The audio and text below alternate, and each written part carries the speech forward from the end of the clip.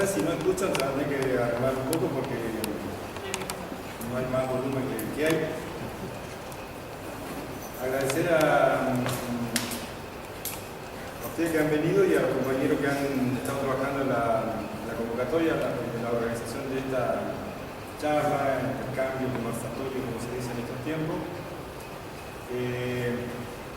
La idea es que la charla va a rondar el tema del derecho a la consulta previa, libre e informada para el consentimiento de las comunidades, ¿no? Ese es como el gran título que básicamente lo expresa el convenio 169 de la OIT y también lo hace mención de alguna manera la reforma del 94 de la Constitución Nacional en su artículo 75, digamos, ¿no? Nosotros, es decir, el derecho a la consulta, por ahí va a profundizar un poco más la nómina acá, es un derecho que no está instrumentado, digamos, por lo tanto no se sabe cómo aplicar. Entonces es una demanda que tienen los pueblos indígenas, las comunidades indígenas, y en realidad los gobiernos, los estados no lo han resuelto cómo es el mecanismo de aplicación, cómo es el protocolo de consulta, por lo tanto termina no aplicándose y siendo una demanda sin posibilidad de ser aplicada. El Parque Eólico Cerro Alto, así se llama, está ubicado en el departamento de Canilleo, a unos 150 kilómetros de Bariloche hacia el este. Está dentro del programa Renová, que viene teniendo el gobierno nacional desde hace varios tiempos, que tiene está todo enfocado en la creación y el desarrollo de energía alternativa, digamos, eólica, solar, con inversiones fundamentalmente de capitales extranjeros en la mayoría de los casos. Este parque eólico, en la provincia de Río Negro hay previsto 3 parques eólicos a desarrollarse. Está en la zona de Canilleu, hay un segundo en la zona de Cuy, cerca de Araucán, donde está en Chocón hacia el este, y hay otro tercero que se está ya construyendo, que es cerca de Valcheta, que es más cerca de Viedma, digamos, de la costa, ¿no? Esos son los 3 parques eólicos que se están pretendiendo desarrollar. Hay otros que ya se han iniciado en la zona del sur de Buenos Aires, en la zona de Villalonga, se inauguraron hace poco. Habrán visto que hace no mucho tiempo también el presidente Macri inauguró otro en Chubut, de Santa Cruz, digamos, y ahí por todos lados la idea de la energía eólica no contaminante se está trabajando.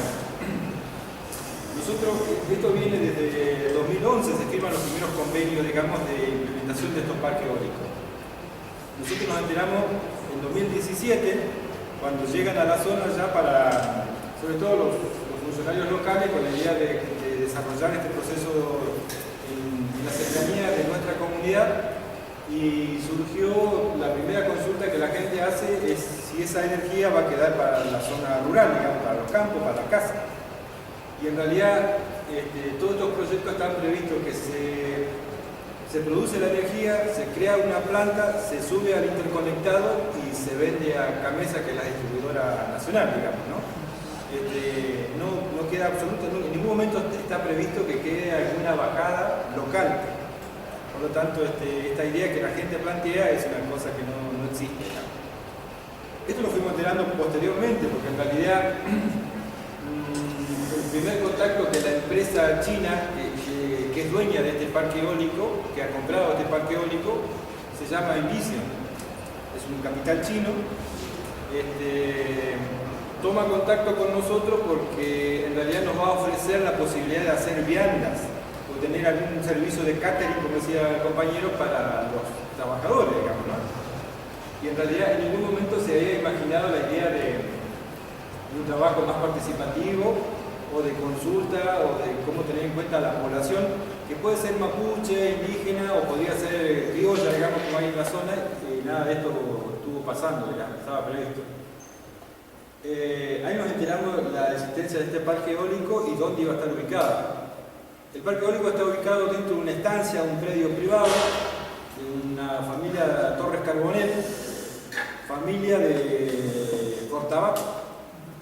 que compran ese campo allí y se instalan, digamos. Ellos desarrollan un proyecto a través de la empresa Univiento, que era como capital nacional, desarrollan el proyecto, se los habilitan, tiene dos formas de ser habilitada. Una, ambiental, socialmente, que es un estudio de impacto ambiental, que eso lo habilita la provincia, y por otro la licencia de energética, explotación energética, que lo hace el Ministerio de Energía de la Nación, digamos, ¿no?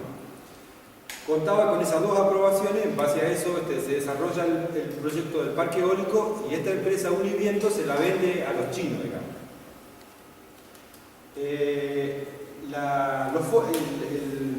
La idea que el costo así en general que tiene el proyecto es aproximadamente 90 millones de dólares, digamos, ¿no? Con capitales, después nos fuimos enterando en el transcurso del tiempo, con capitales con fondos del BID, una parte aporta al Estado y una pequeña parte aporta a la empresa china, digamos, ¿no? Que desarrolla y que se va a llevar las ganancias de este proyecto. Cuando nos enteramos que existía esta situación, el operador local, una vez que cerró su negocio dentro de su predio, se quiso extender a los campos cercanos. Y los campos cercanos están ocupados por nosotros. Ahí lo que estamos viendo, ahí al fondo arriba, ese es el Cerro Alto, el que da nombre al paraje, digamos. Toda esa zona es alta y durante ese lugar se va a desarrollar la instalación de 28 molinos que van a generar unos 50 megas, digamos. Y entonces cuando nos enteramos de que esta situación se está por desarrollar ahí en la zona, empezamos a intervenir.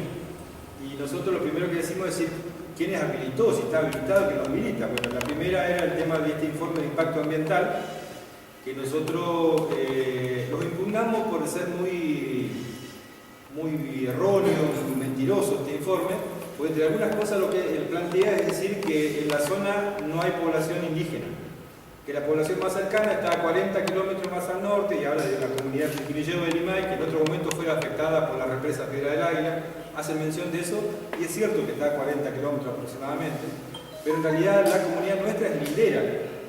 Y entonces esta es la situación que nosotros decimos. Aparte de haber una comunidad, hay una cantidad importante de población viviendo en la zona desde hace generaciones, ¿no?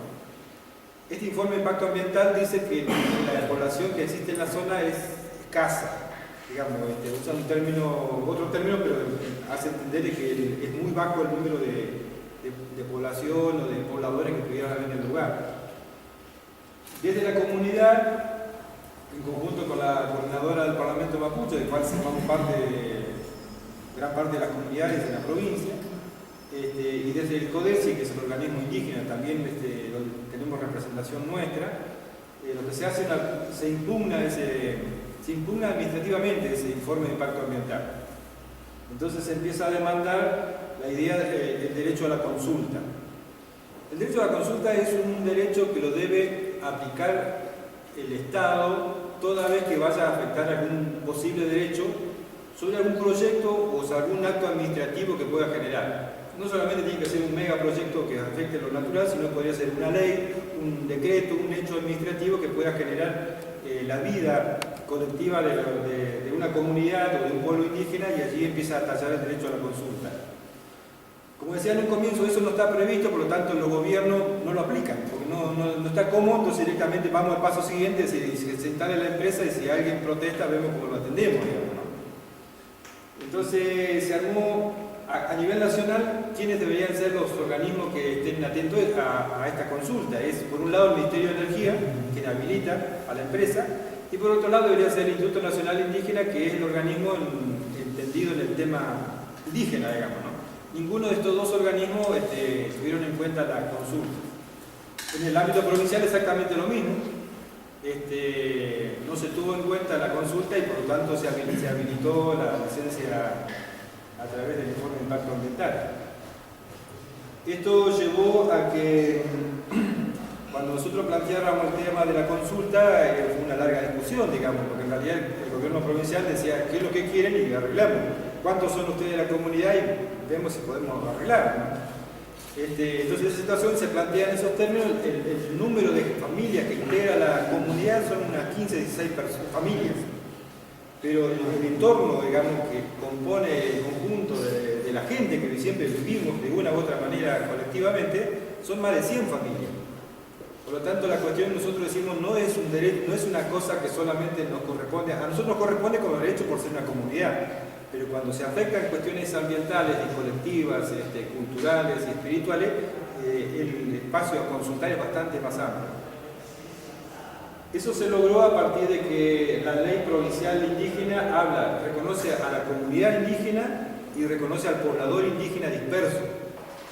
O sea, toda familia que se reconoce indígena y que no tenga una organización, porque en realidad es que después del proceso de enmembramiento del pueblo, la situación quedó así, llevó a que esta situación se diera de esa forma. Entonces, agarrándonos de la ley provincial 2287, dijimos, la comunidad sujeto de derecho, el derecho a la consulta, pero los pobladores indígenas dispersos también tienen ese derecho.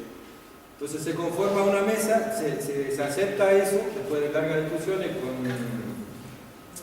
vale aclarar que se había conformado una mesa con intervención de las dos empresas estas que hablábamos, de la Univiento y de la Invision, más la Secretaría de Medio Ambiente, el Ministerio de Gobierno, el INAI, que iba como mediador, no sé cuál era el término que usaba, digamos, iba pintado, digamos. No tenía ninguna intervención, porque se supone que es un organismo especializado en el tema indígena, debería, no sé, trabajar o favorecer, promover, acompañar, digamos, la demanda de los pueblos indígenas, pero la verdad que este actual INAI no está cumpliendo esa función, digamos. Y en este sentido se instala esta mesa, se acepta la idea de la consulta, y la consulta se hace con participación y con los recursos que la comunidad demande, digamos. Si no, se te dicen sí te acepto, pero ¿cómo se hace la consulta? Es decir, el Estado está obligado a generar las condiciones de manera de garantizar este proceso de consulta. Entonces se plantean algunos aspectos ahí, digamos, ¿no? Que más adelante vamos a desarrollar. Un aspecto que si nosotros decíamos antes que habíamos impugnado el informe de impacto ambiental y nosotros empezamos a demandar un informe de impacto cultural.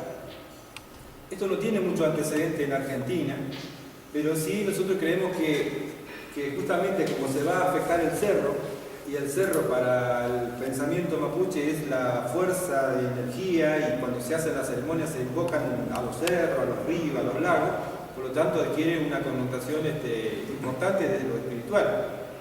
Y la instalación del parque eólico sobre el cerro entendemos que modificaba seriamente esta vida natural propia del lugar, de la mapuesa, digamos, ¿no? Entonces se empieza a trabajar sobre la idea del estudio de impacto cultural. Se acepta eso y nosotros tomamos contacto con un grupo de gente del CONICET y de la Universidad de Río Negro, que son la mayoría compañeras, antropólogas y arqueólogas que llevan este proceso adelante. El estudio de impacto cultural tiene para nosotros la importancia que científicamente fundamentar lo que culturalmente decimos y pensamos, ¿no? Porque uno va al gobierno o a la empresa y le dice esto, digamos, que el cerro tiene energía, que el agua, y la verdad es que los tipos te miran, te escuchan y nunca sabes si te entienden o qué. Y entonces, pero es la posición, es la verdad, la forma de entender y ver la vida de los pueblos indígenas. Entonces, para darle fundamento científico a eso, se trabajó con la idea de estos profesionales para que pudieran esto avanzar, digamos, ¿no? Y este proceso se avanzó, se construyó allí y financiado justamente por este plan de consulta que habíamos planteado, digamos, ¿no? Donde se tiene que pagar al equipo de los profesionales que llevan el estudio, es decir, de antropólogos y arqueólogos, donde se tienen que pagar un abogado que la comunidad lo contrata, donde se tiene que garantizar la posibilidad de hacer reuniones para discutir entre nosotros, donde la empresa tiene que bajar y decir cómo va a hacer esto y de la forma que la comunidad lo requiere, realizar un proceso de documentación de todo esto, y eso llevó un monto y la provincia tuvo que poner ese recurso para que el proceso se realice, digamos. Nosotros de ese lado lo vemos como un hecho importante porque no hay muchas experiencias en el país, en Argentina, donde los procesos de consulta estén realmente económicamente garantizados por el Estado. Conocemos algunos que se han hecho en el norte, conocemos otros que se han hecho en el sur, en Santa Cruz, con las represas hidroeléctricas sobre el río Santa Cruz, donde la justicia federal ordena el proceso de consulta, pero después nunca se aplica porque no está claro cómo se aplica. O sea, te dice hagan la consulta, pero no te dicen quién pone los recursos ni cómo se hace. Por lo tanto, después los gobiernos empiezan a ver las cuestiones indígenas, las internas, todas las cuestiones, terminan no haciéndose nada, digamos, ¿no? O terminan haciendo actos reivindicativos muy chicos, digamos, que no resuelven la situación ni se da el proceso de manera de poder tener elementos contundentes. Para ir focalizando algunas cuestiones que pasaron, digamos. Todo este proceso se acepta, la empresa estaba sentada en la mesa y en un momento lo que hace es informar de que el proyecto del parque eólico, la empresa lo suspende. Entonces dijimos, ¿qué pasó acá? Entonces preguntaba qué significaba eso de suspender el proyecto, digamos, ¿no? Y la verdad que nunca fueron del todo claros. Y nosotros le exigimos al gobierno provincial que el proceso de consulta para nosotros tenía que seguir, porque si alguna vez la empresa retomaba, ya íbamos a tener una consulta, y si lo llegara a ganar otra empresa, ya iba a estar este proceso de consulta realizado, digamos, ¿no? Por lo tanto, otras discusiones hasta que el gobierno acepta de vuelta, es decir, avancen con el proceso de consulta. A este momento el estudio de impacto cultural que están realizando las compañeras está a punto de ser presentado. Es un estudio que requirió la comunidad, por lo tanto va a ser presentado y entregado a la comunidad. A partir de ese momento la comunidad va a desarrollar una serie de demandas, de condiciones para que pudiera llevarse adelante, digamos, ¿no? La consulta en principio no está diciendo ni que sí ni que no, está diciendo queremos conocer de qué se trata y para después ver qué se define, digamos, qué estrategia se toma. Así que el 21 creo que es, 20 o 21 próximo de ahora de abril se va a hacer la presentación de este informe de impacto cultural, digamos, ¿no? Del cual nosotros tenemos bastante expectativa de lo que pueda resultar ahí, porque ya a este momento generó algunos datos que para nosotros son contundentes, digamos. Una es que el proceso llevó a conocer que en la zona hay un patrimonio así cultural, arqueológico importantísimo, que nosotros, pobladores de generaciones ahí no lo conocíamos. Resulta que hay un sitio que se llama la Cueva de Ortega, que no lo podemos mostrar porque no funcionó el sistema de los correos electrónicos, pero la Cueva de Ortega tiene una antigüedad de 3000 años y está ahí pegada al camino y toda la vida nosotros pasamos por ahí, sabemos que habían pinturas, sabemos que habían dibujos y demás, pero nunca sabíamos más que eso, digamos.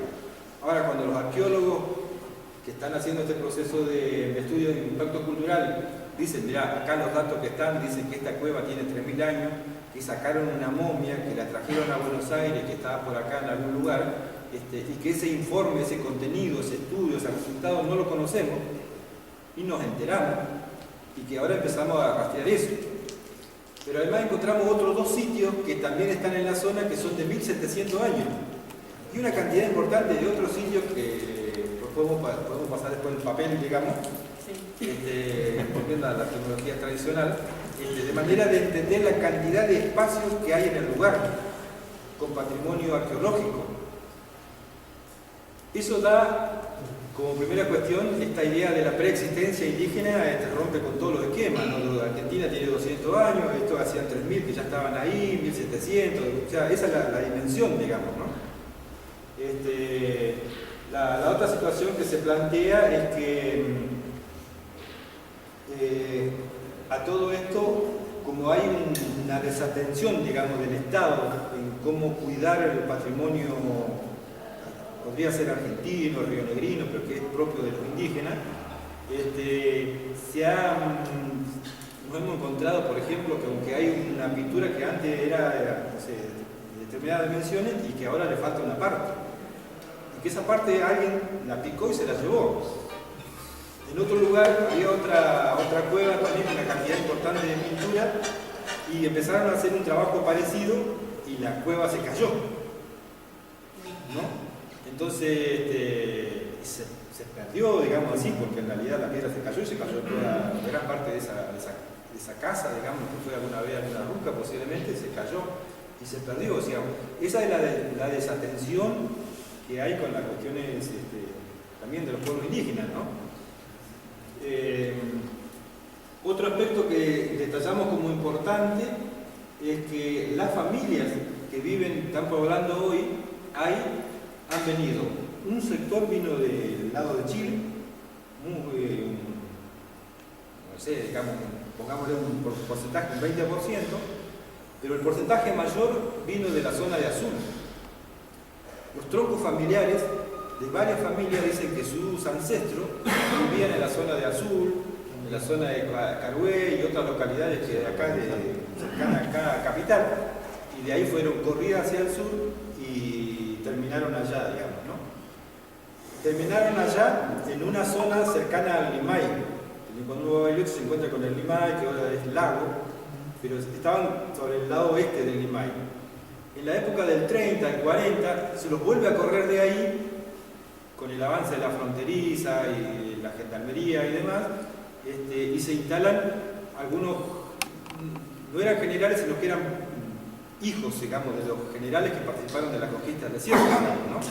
Yerio, Cueto y demás, y despojaron nuevamente a la gente y se fueron para el sector donde estamos nosotros actualmente, la zona de Corralitos, Cerro Alto y demás, ¿no? Todo ese valle que ahí ven, el Limay y el Pichileuco, que es el río que sale allá. Este río sale de allá, cerca del Bolsón, del Cerro Carrera. De ese Cerro Carrera salen siete ríos, digamos. Algunos que van para el Pacífico y otros que van para el Atlántico. Y ahí sale el Pichileuco y recorre no sé qué cantidad de kilómetros, pero llega hasta ahí, hasta la represa de Alicurá, de Piedra del Águila. Decía que, para seguir la historia así, es que después de 50, 60, lo que se hace es se instalan en esa zona, una vez pasado todo el proceso de despojo del origen, del Tubún, digamos, de Azul, de hacer recorrido de vuelta en la zona del Limay, se instalan en este lugar y ahí adquieren otra nueva figura que para nosotros es importante porque se empiezan a reconocer dos personas así, que tienen como control territorial y por lo tanto le dan permiso a otros que vienen corridos, digamos, ¿no? Entonces llegan al lugar, ubicaban a un tal José Liel y a un tal Barnabé Gómez y se les pedía, si venimos a tal lugar, no puede dar un lugar, entonces las personas estas le decían, mirá, ya hay una guarda y hace tu casa y probá cómo te va, digamos, ¿no? Eso para nosotros es que significa que a pesar, esto estamos hablando hace tiempo, pero si uno lo mirara de la conquista del desierto para acá, no hace tanto, y queda como en intermedio entre lo que fue la conquista del desierto y esta actualidad, digamos. Y hasta ese momento había un control territorial, todavía en toda esa zona, imagínense que la provincia de Río Negro era el territorio nacional, todavía no estaban las provincias. Entonces, nos encontramos con descubrir esas situaciones que hoy encontramos las familias totalmente desmembradas, de la familia Liel o familia Gómez, y parecía que Gómez es un apellido español, ¿no? Entonces cuando nosotros dijimos Bernabé Gómez, lo primero que nos imaginamos un gallego que había ido a joder a los otros. Haciendo memoria, los mayores decían, no, si acá andaba Antonio Gómez, y Antonio Gómez hablaba Mapuzungún con nosotros. Antonio Gómez era el hijo de Bernabé Gómez, digamos que tenía ese espacio. Seguramente perdió el apellido en esas anotaciones que hacía la policía, la gendarmería o algún juez o un turco por ahí, fue perdiendo su nombre propio. Pero en realidad después nos fuimos encontrando que hay una continuidad y que esos Gómez hoy siguen estando acá y se enteraron de que sus ancestros eran mapuches, digamos, ¿no? Más allá del apellido. Entonces, este estudio de impacto cultural que están haciendo las compañeras antropólogas del CONICET y la Universidad de Río Negro nos está dando esos datos, digamos, que nosotros lo teníamos en las narices nuestras, como los restos arqueológicos, como nuestras familias y demás, que no las conocíamos, no estaban conocidas. Y esa es una realidad tremenda de que a nosotros nos pasa, digamos, y eso significa cómo uno pierde la relación con el territorio, digamos. Porque pareciera ser que vos llegaste a un lugar y lo tenés desde ahora, y en realidad no conocés la historia para atrás. Están tus abuelos, tus padres murieron, pelearon, lucharon, y vos seguís estando hoy acá, digamos. Esta es la situación de continuidad que se ha tenido. Me recordaba la Lamena acá que ese sitio donde están de los 3000 años, sacaron una momia, un niño momificado, digamos, dentro de una vasija, una mortuoria, y esto se trajo acá a Buenos Aires. Estamos rastreando dónde está, porque está acá no sé si en Capital o en dónde, pero ¿Fueron arqueólogos argentinos los que encontraron eso? de las uvas. Pues se han llevado muchos extranjeros acá, cosas del norte, cosas del sur, se han llevado muchísimo para acá. No había un control de eso. Claro, no sigue habiendo, y bueno, de esa situación nosotros nos hemos puesto ahora justamente a rastrear y entender que ese resto encontrado tiene vínculo con nosotros, digamos. Y entonces hay que empezar a rastrear esa situación y ya empezamos a imaginar cómo se va a restituir eso para allá, digamos, ¿no?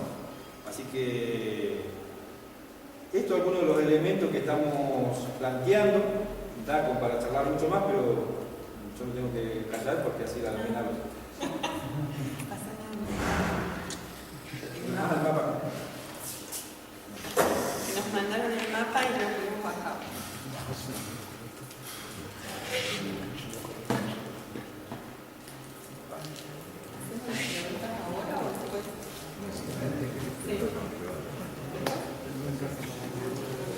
¿Quieren hacer las preguntas ahora para Luis o les pongo yo y después hacemos todos juntos? Yo quería hacerle una. Sí. Esto que habla del ¿cómo es? De los antropólogos y todo lo que están investigando para ir reconociendo la cultura y todo eso. Una vez que esté, no digo ante la justicia, sino ante la provincia y la nación, queda presentado como precedente. Ya hay precedentes de esto en otros pueblos. O sea, este tipo de reclamos, que es un reclamo al fin y al cabo porque, bueno, no respetaron los tiempos, el tiempo y forma del empresario, ¿no? Nosotros decimos que es de alguna manera al derecho que está dicho y no está dicho cómo se hace, de alguna manera uno tiene que ejercer ese derecho, digamos, ¿no? A la manera que uno lo acuerda, digamos, ¿no? Una discusión interna y decirlo, lo vamos a hacer así y lo llevamos adelante. No deja de ser un antecedente, ojalá que seguro que los próximos van a ir trabajando y mejorarán ese mecanismo hasta que en algún momento Argentina defina el mecanismo del protocolo de consulta, digamos. Nosotros hace un par de años atrás, varios años atrás, en el gobierno anterior, desde un espacio que se constituyó ahí, que era el Encuentro Nacional de Organizaciones y Pueblos Originarios, se hizo una presentación de un protocolo de consulta. Se hizo, inclusive se entregó al Congreso para que lo trabajara y demás, y ahí quedó, digamos. Cambiaron después todo, y la verdad que creemos que es muy complejo que un proceso de esta característica avance en este Congreso y en este Senado que tenemos, digamos. Porque en realidad muchos de esos funcionarios que están ahí son los mismos terratenientes, digamos, ¿no? Claro, son los nietos, los tataranietos de los que... Entonces, como que va a ser bastante complejo que avance lo de la consulta, bastante complejo que avance lo de la propiedad comunitaria. Por eso te decía yo, si en la medida que van avanzando con estos reclamos así, se puede ir creando un precedente, o sea, como para que quede asentado de que ya en un lugar lo hicieron, en otro también, y ir tomando desde ahí, quizás sin que pase por el Congreso, sin que pase por el Ejecutivo, ¿no? Esa es un poco la idea, que lo que no esté, es cómo ejercer el derecho, digamos. Entonces esta es una de las acciones que se han dado y seguramente se repitan, ojalá se repitan. También es justamente era compartirlo, esto, para que, como que entender que es posible hacerlo también, ¿viste? Que es posible hacerlo, que es posible pelearse con las empresas, que es posible pelearse con los gobiernos y arrancarle, no sé si todo el recurso que uno necesita, pero por lo menos parte. y hay un sector científico que apoya y entiende esta situación, y como hay muchas organizaciones y demás que también acompañan. Y en ese sentido no quería dejar de mencionar, en honor a la verdad y al apoyo, digamos, porque toda esta discusión, mientras la íbamos haciendo y no teníamos recursos, necesitábamos recursos, porque necesitábamos movernos, juntarnos, discutir, volver a discutir toda esa situación. Quien nos dio una mano fue la Iglesia Católica. ¿Una mano así o una no? Estoy acostumbrado a que te peguen así, ¿viste? Claro, no, en realidad el ENDEPA... Se la guarda de la iglesia. Tiene mucho que preparar. Tiene mucho que preparar, seguramente. Pero digamos que en esta oportunidad, un cura que anda en la zona, un obispo que ha apoyado situaciones de violencia en la zona, también acompañó, y bueno, esto salió, digamos, lo quiero mencionar porque también, porque si ese recurso no hubiera estado, no sé si hubiéramos logrado el otro, digamos, ¿no? Porque fue fundamental tener para el combustible, para viajar, para juntarnos, para movernos, porque si no, viajamos una vez, ¿no? Y después quedamos con todas las intenciones, digamos. Entonces, el ENDEPA en eso, debo decir, hizo su aporte, digamos, para que este proceso también tuviera el resultado que actualmente tiene.